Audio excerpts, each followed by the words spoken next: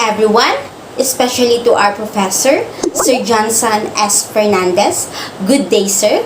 I am Ira May Saligumba Amages. Together with my group mates, we are the Group 1 assigned to report about developing problem-based and project-based instructional plans.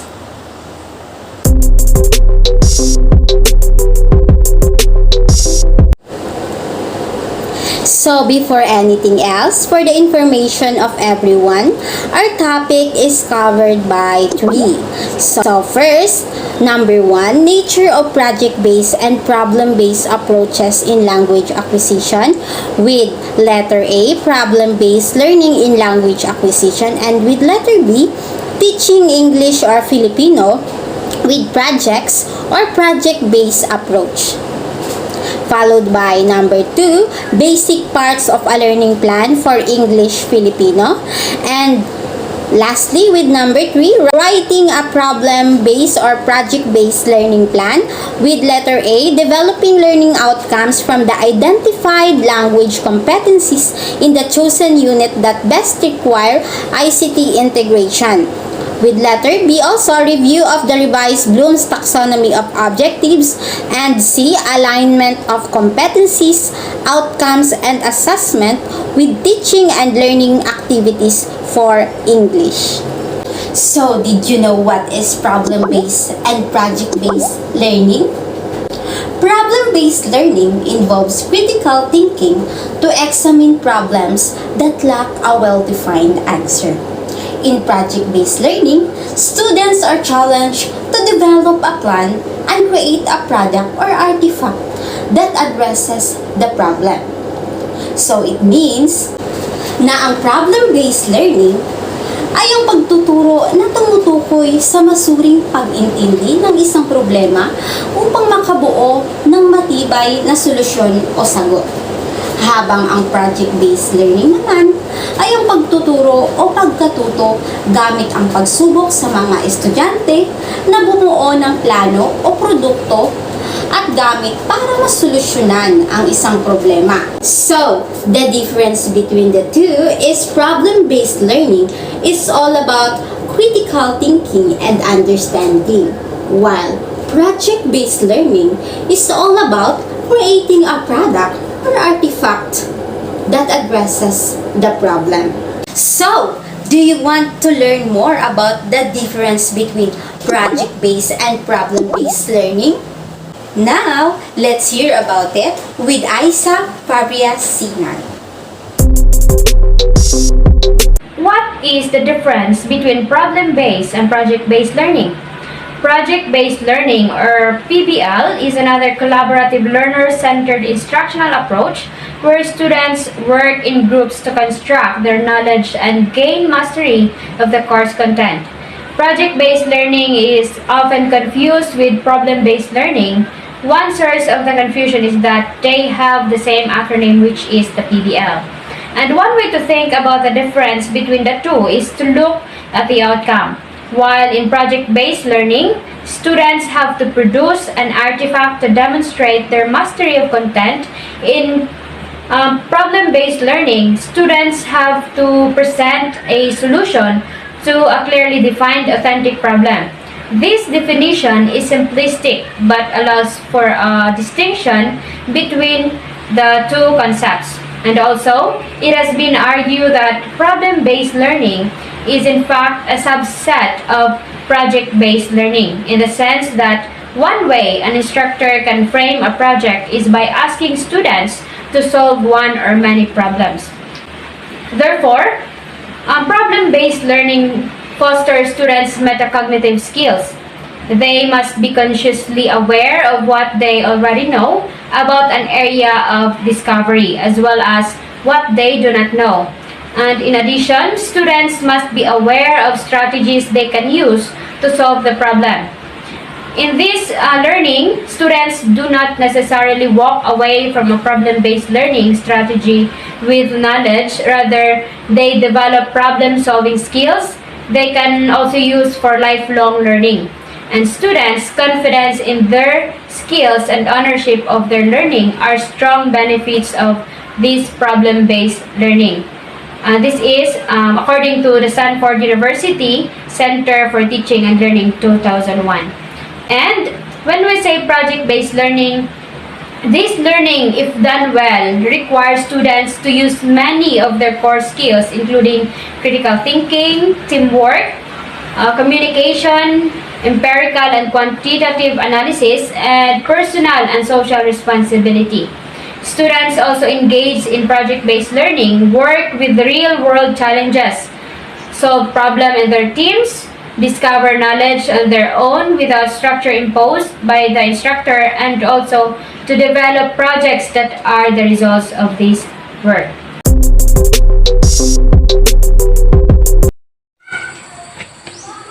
Good day, everyone. In this moment, I'm gonna render the topic about the PBL, or the project-based and problem-based learning in language acquisition.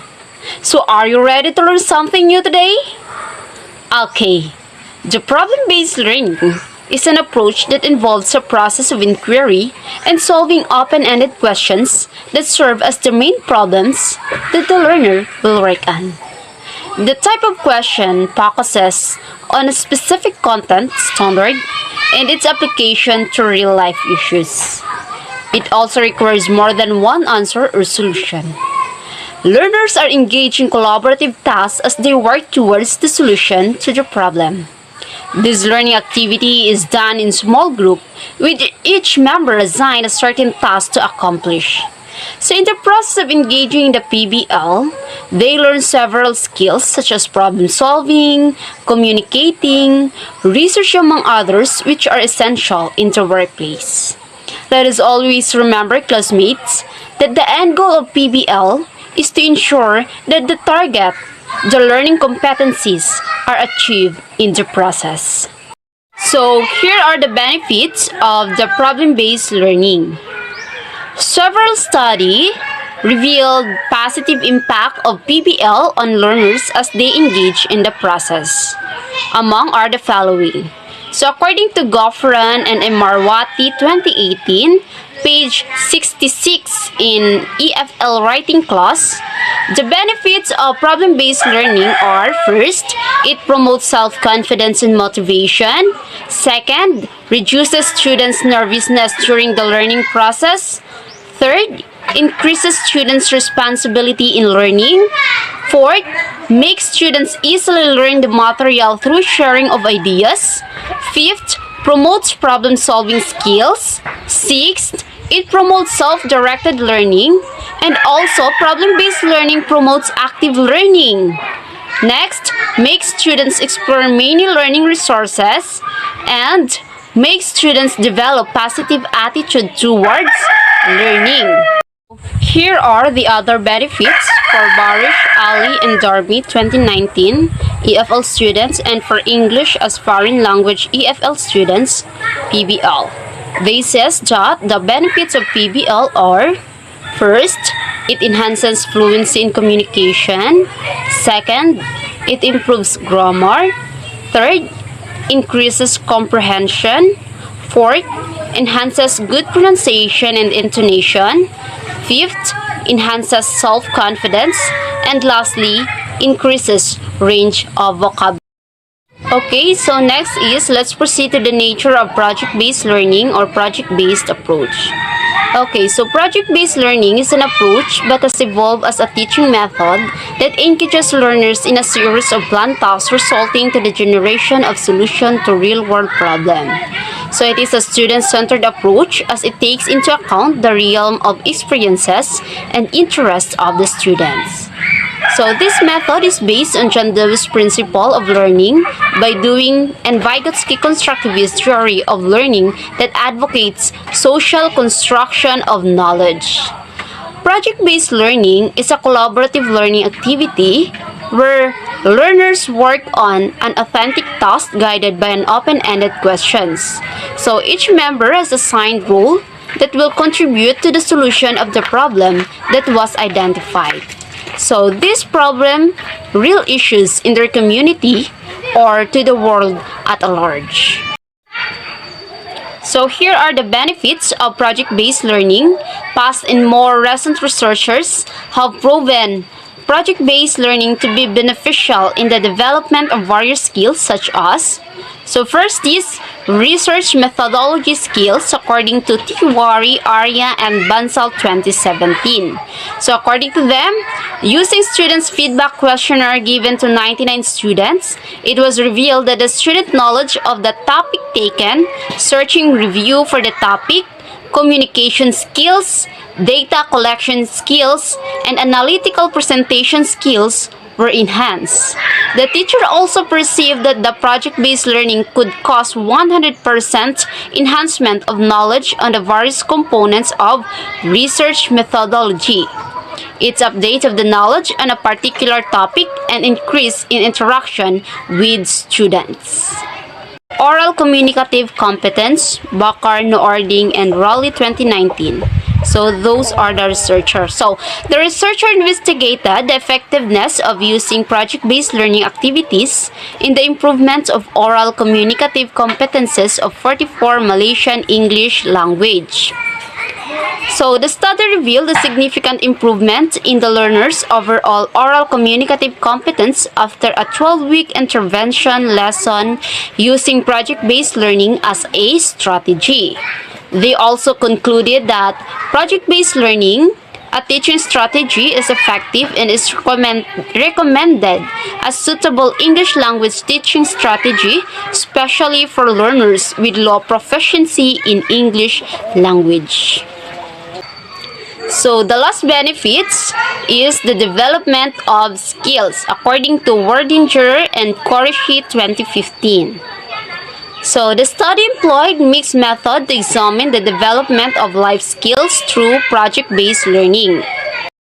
Their findings reveals that after taking the project-based learning course, there was a significant differences in the mean scores for the following life skills: responsibility, problem solving, self-direction, communication, and creativity skills. It was concluded that project-based learning indeed promotes further development of life skills. So, based on the input, it is your turn to prepare for a potential project-based learning activity in your future classroom. Good luck and God bless.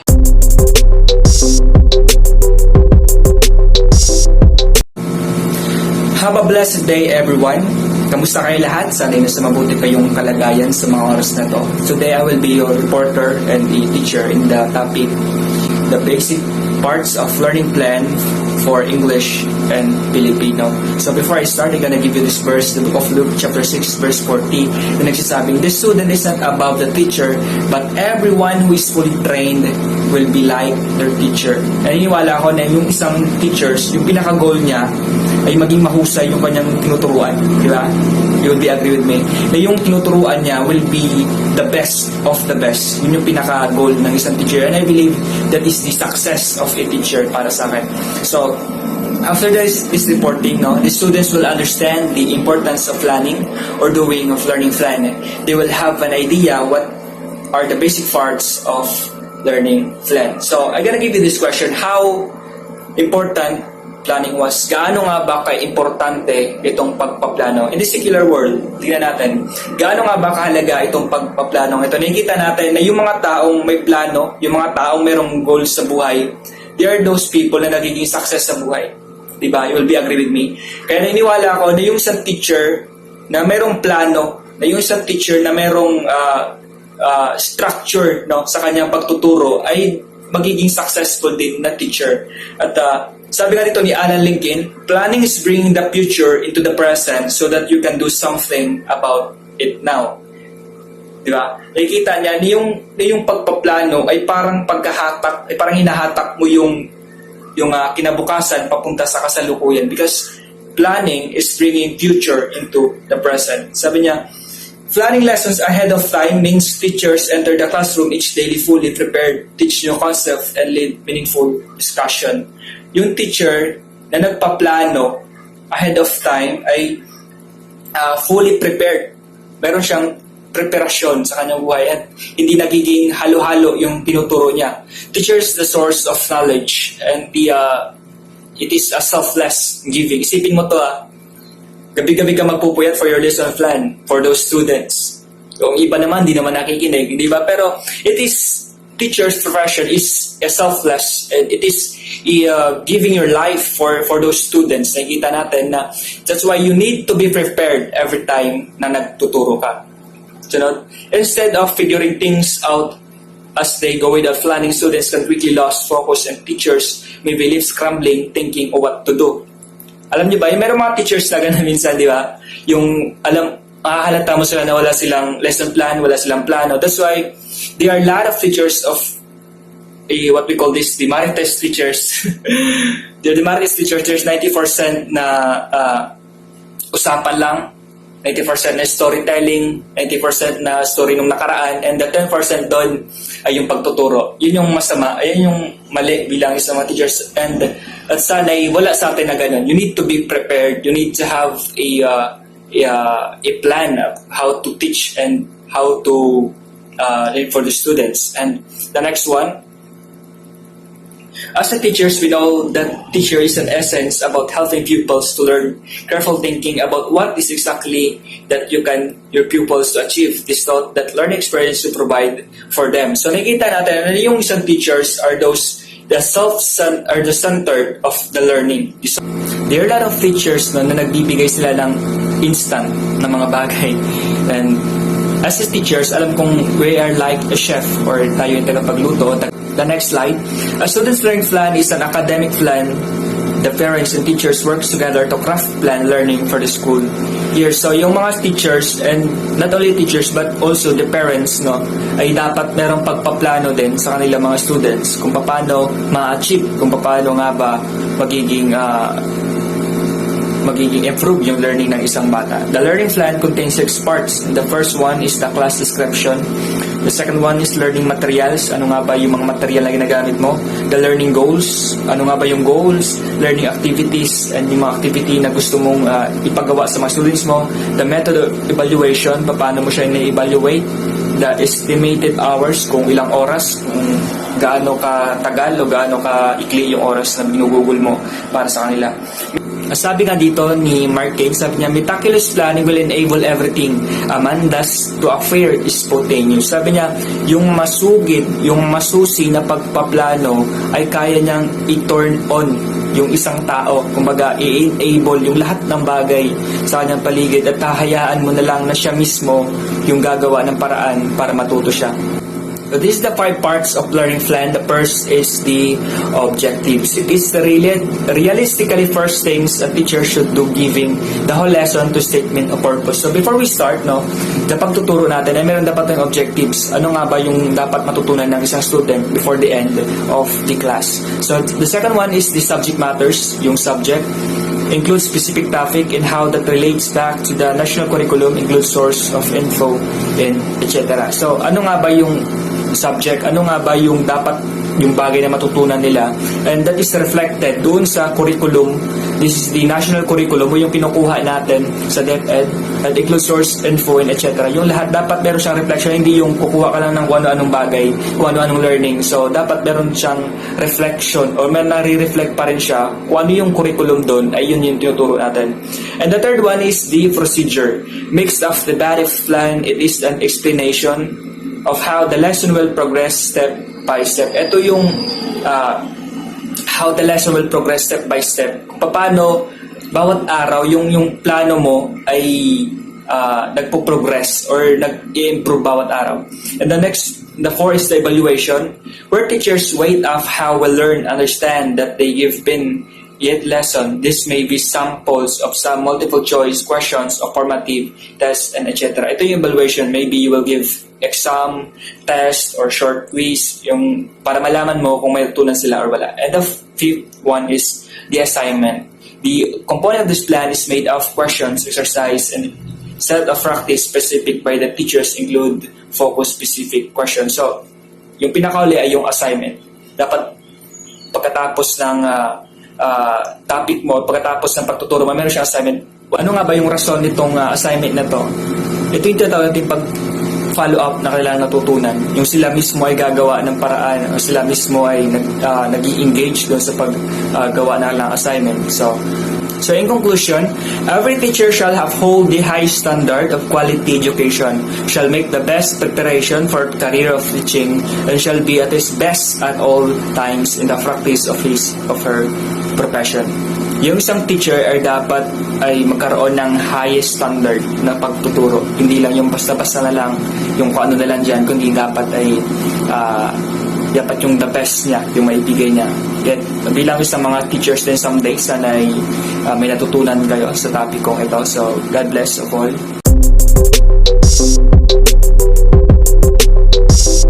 Writing a problem-based or project-based learning plan.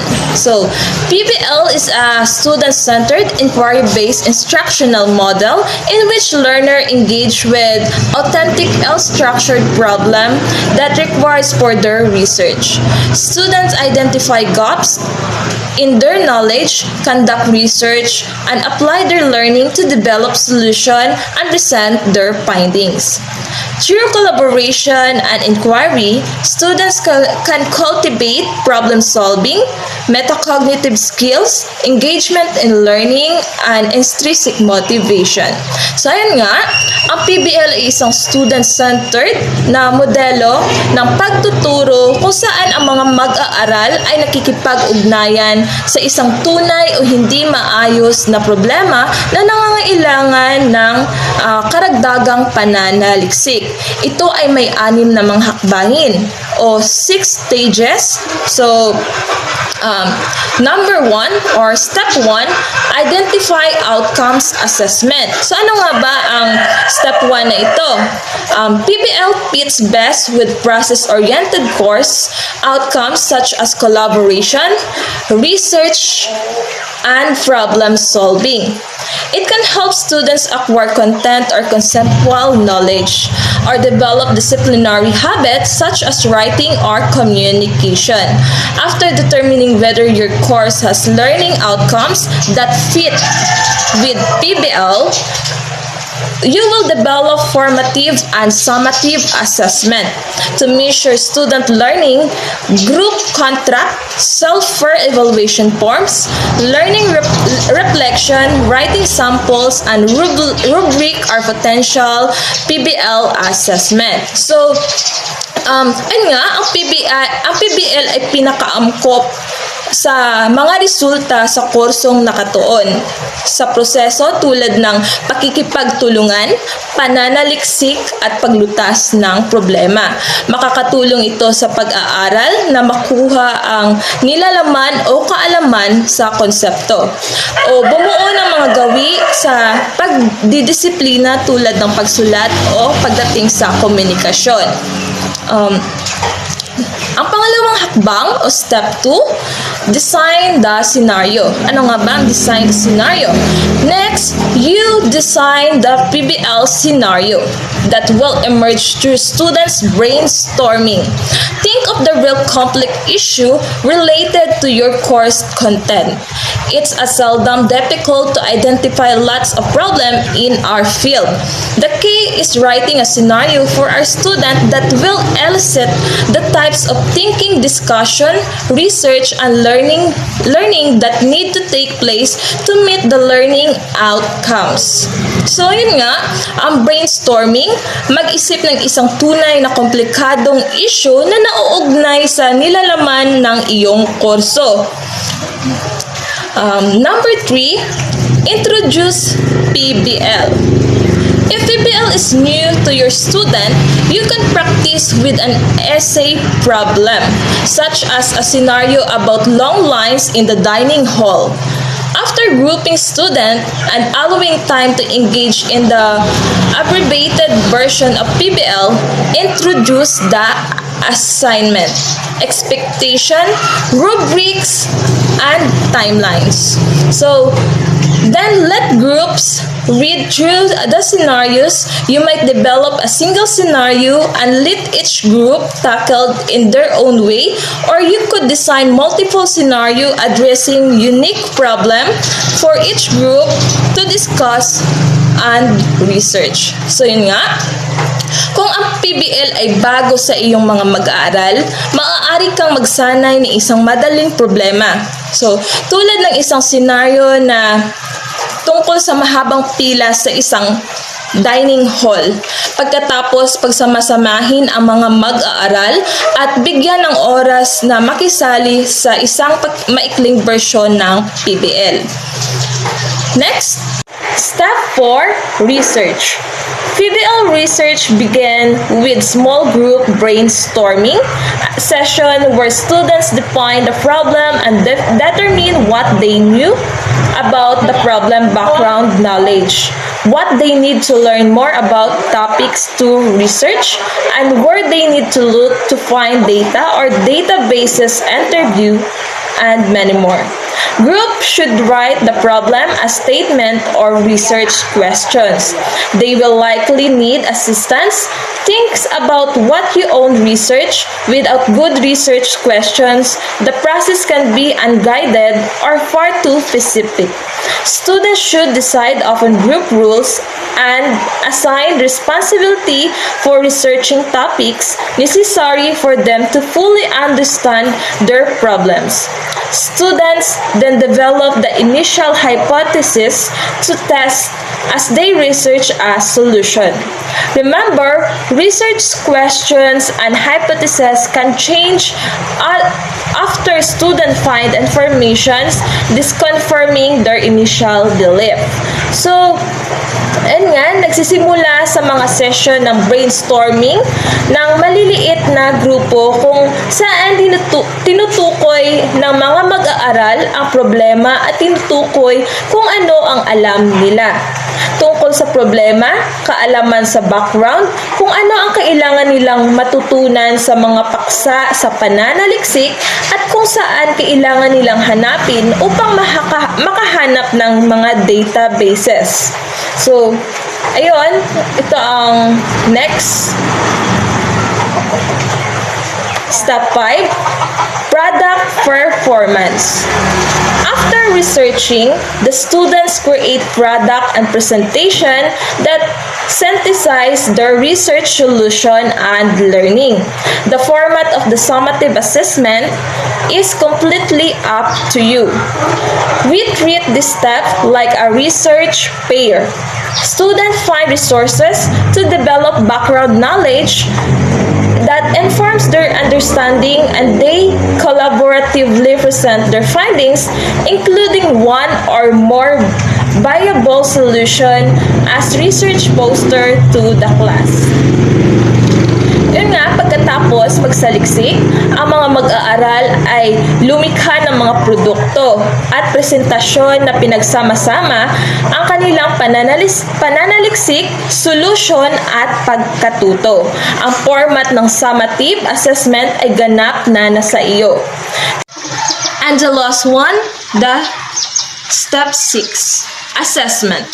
During the PBL assessment step, evaluate the group's product and performances. Use rubric to determine whether students have clearly communicated the problem, background, research methods, solution, and resources, and to decide whether all groups members participated meaningfully. You should consider having your student fill out reflection about their learning, including what they've learned about the content and the research process. So ayun nga, sa ika-6 na hakbang, pagtataya sa panahon ng hakbang sa pagtatasa ng PBL, suriin ang mga produkto at performance ng mga grupo, gumamit ng rubrics upang matukoy kung malinaw na naipahayag ng mga mag-aaral ang problema, background, mga pamamaraan ng pananaliksik, mga solusyon, at iba pa.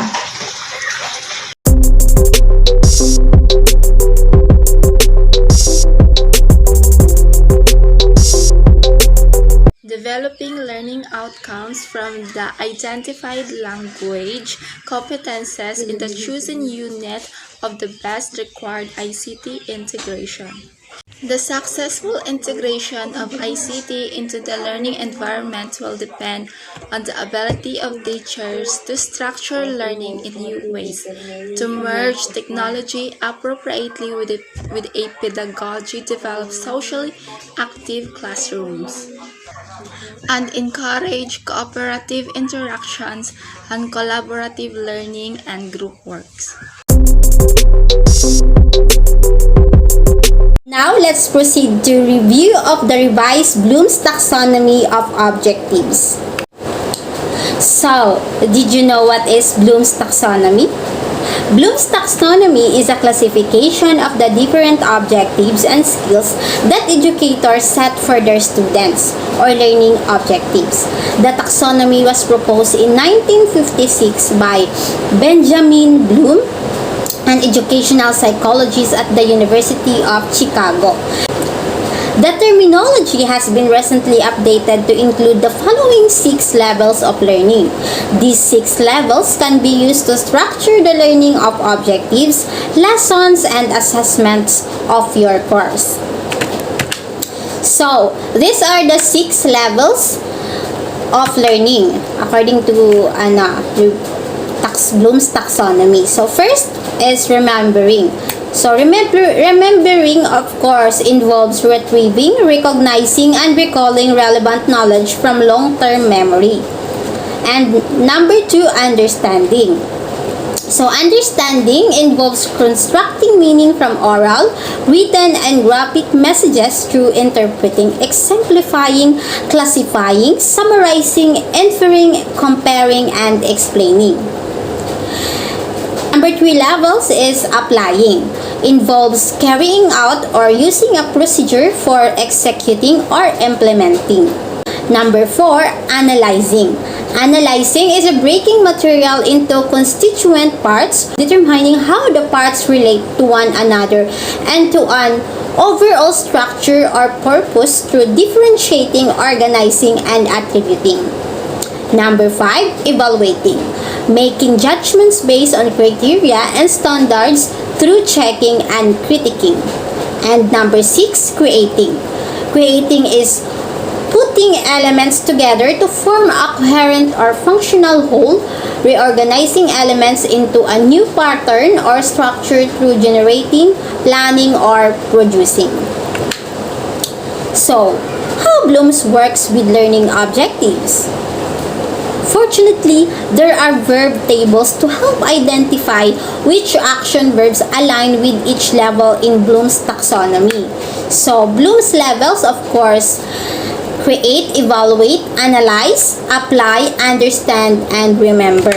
So, in create, this is the key verbs or keywords na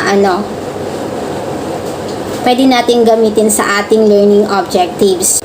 So, in create, you can use the word design, formulate, build, invent, create, compose, generate, derive, modify, and develop. So, this is the example learning objective of this key verbs or keywords. So, by the end of this lesson, the student will be able to design an original homework problem dealing with the principle of conservation of energy. So, let's proceed to evaluate Bloom's level. So, in evaluate, the key verbs or keywords is choose, support, relate, determine, defend, judge, grade, compare, contrast, argue, justify, support, convince, select, and evaluate. So, the example learning objective use these key verbs or keywords is by the end of this lesson, the student will be able to determine whether using conservation of energy or conservation of momentum would be more appropriate for solving a dynamics problem. So, next level is the analyze. So, in analyze, the key verbs or keywords are composed of classify, break down, categorize, analyze, diagram, illustrate, criticize, simplify, and associate. So, the example learning objective of this level, by the end of this lesson, the student will be able to differentiate between potential and kinetic energy. So next is number 4, which is apply. So in apply, the key verbs or keywords that can be used in learning objective is calculate, predict, apply, solve, illustrate, use, demonstrate, determine, model, perform, and present.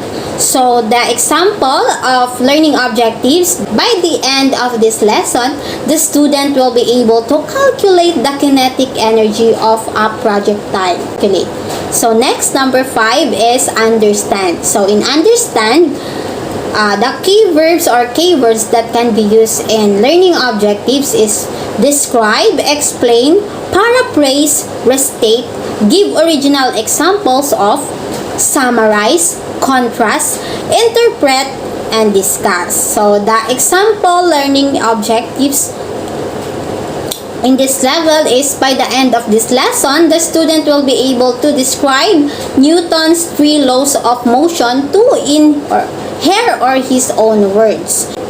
So and now let's proceed to the last level, which is the level 6, which is the word remember. So in remember, the key words or key verbs that can be used in learning objectives in this level is the word list, recite, outline, define, name, match, quote, recall, identify, label, and recognize. So the learning objectives that can be used in this level is by the end of this lesson, the student will be able to recite Newton's 3 laws of motion.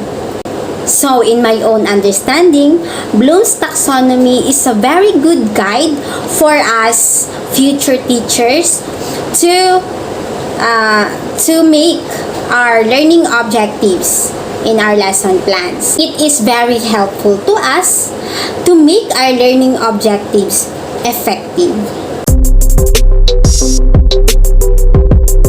Why should assessment, learning objectives, and instructional strategies be aligned? Assessment should reveal how well students have learned what we want them to learn, while instruction ensures that they learn it. For this to occur, assessment, learning objectives, and instructional strategies need to be closely aligned so that they reinforce one another. To ensure that these 3 components of your course be aligned, ask yourself the following questions. Learning objectives. What do I want students to know how to do when they leave this course? Assessment. What kinds of tasks will reveal whether students have achieved the learning objectives I have identified? The last one, instructional strategies. What kinds of activities in and out of class will reinforce my learning objectives and prepare students for assessment? So that would be the end of our report. Thank you for listening and God bless us all.